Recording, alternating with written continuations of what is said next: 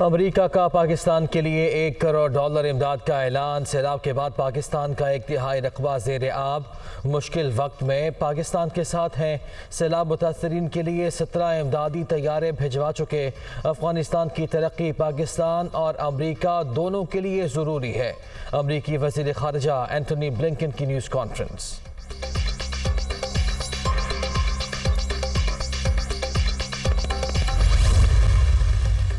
پاکستان میں سیلاب سے کینیڈا کی آبادی جتنے شہری متاثر ہوئے۔ پاکستان کو موسمیاتی تبدیلی کے باعث تباہی کا سامنا۔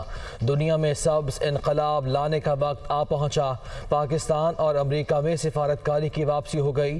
جب بھی مل کر کام کرتے ہیں تو مثبت نتائج حاصل ہوتے ہیں۔ بلاول بھٹو زرداری کی مشترکہ نیوز بریفنگ۔ اینٹونی بلنکن کو پاکستان کے دورے کی دعوت۔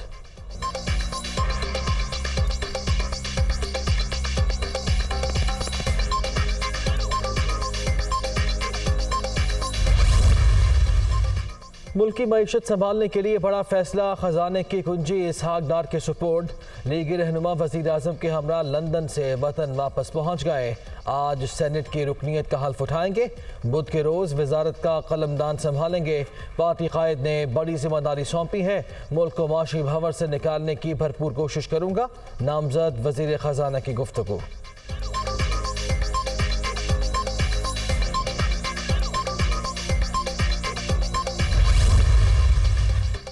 وزیر اعظم نے نیشنل سیکیورٹی کمیٹی کا اجلاس کل طلب کر لیا۔ تینوں مسلح افواج کے سربراہان اور وفاقی وزراء بھی شریک ہوں گے۔ آڈیو لیک سمیت مختلف امور پر بریفنگ دی جائے گی۔ وفاقی کابینہ کا اجلاس بھی وزیر اعظم کی زیر صدارت کل ہوگا۔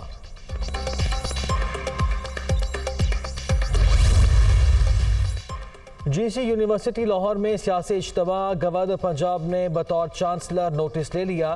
بچے ہمارا مستقبل ہیں، انہیں سیاست میں دھکیلنے کی کوئی گنجائش نہیں۔ ولیغ الرحمان کا رد عمل۔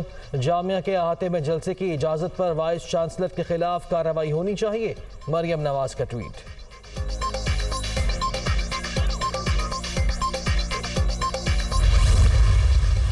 عمران خان سے پہلے وزیر اعظم کو دعوت دی تھی۔ شہباز شریف امریکہ نہ جاتے تو ہمارے کانوکیشن میں آتے۔ آکسفورڈ یونیورسٹی میں حکومت اور اپوزیشن کے رہنماؤں کو بلا کر سنا جاتا ہے۔ ایسے ایونٹ جامعہ پنجاب میں بھی ہو چکا۔ Vice chancellor government college university doctor Asghar Zaidi کا رد عمل۔ کارروائی کی باتیں چھوٹی ذہنیت قرار۔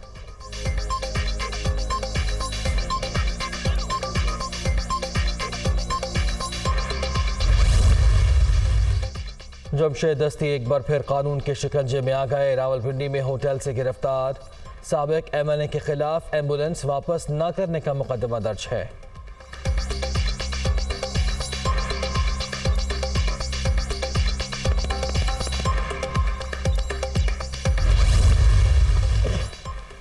کوئٹہ کے جوائنٹ روڈ ریلوے سوسائٹی کے قریب کار پر فائرنگ۔ افسوسناک واقعے میں چمن سے تعلق رکھنے والے آرتھوپیڈک ڈاکٹر ناصر اچکزئی کے 3 بیٹے جاں بحق۔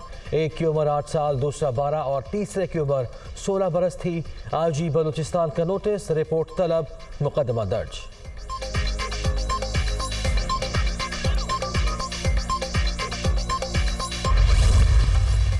کورم کے علاقے تریتنگ میں 2 منزلہ مکان زمین بوس ہو گیا۔ ملبے تلے دب کر 5 افراد جاں بحق، 11 زخمی۔ زخمیوں کو DHQ ہسپتال منتقل کر دیا گیا۔